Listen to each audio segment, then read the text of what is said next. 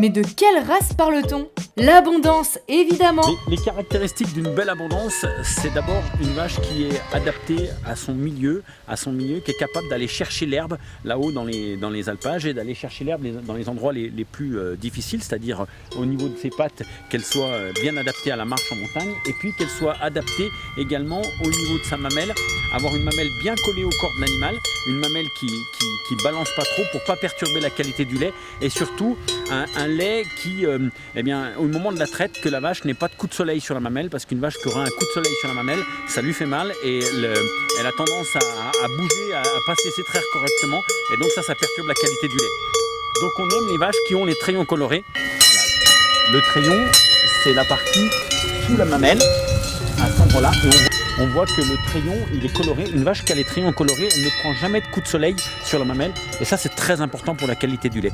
Le trayon coloré, il a la peau beaucoup plus dure.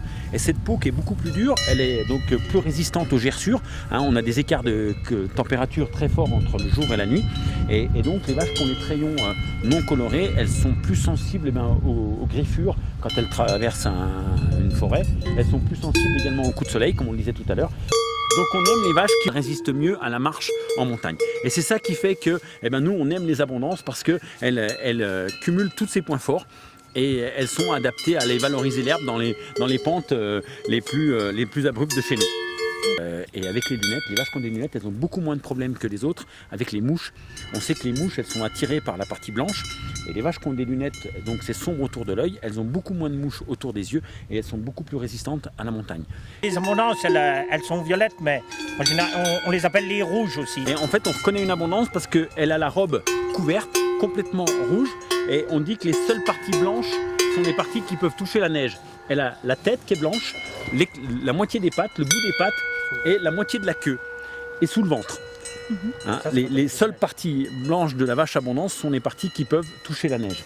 Et sinon, la robe est complètement couverte avec cette couleur qu'on appelle rouge, même si on a même tendance à dire que plus le rouge est prononcé, plus on les appelle bien violettes. Alors ça c'est notre jargon. Ici, c'est une abondance. Avec ses lunettes, ses moustaches. C'est ça. Et à côté... Il s'agit d'une race de vache qui produit également du lait à reblochon. Mais saurez-vous nous dire laquelle?